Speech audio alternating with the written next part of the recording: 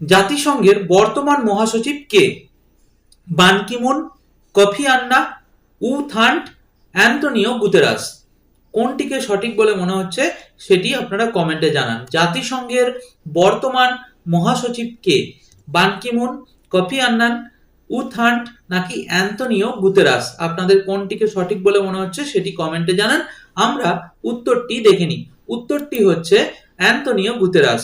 Antonio Guterres হচ্ছেন একজন Portuguese রাজনীতিবিদ এবং কূটনীতিক, যিনি পর্তুগালের প্রধানমন্ত্রী ছিলেন এবং জাতিসংঘের মহাসচিব 2017 সালে তিনি দায়িত্ব গ্রহণ করেছিলেন।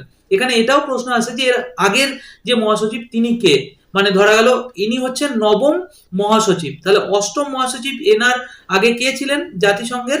তিনি হচ্ছেন বান কি মুন। তো এটিও প্রশ্ন আসতে পারে এভাবে যে নবম মহাসচিব কে জাতিসংঘের, বা অষ্টম মহাসচিব কে ছিলেন, তো তখন কিন্তু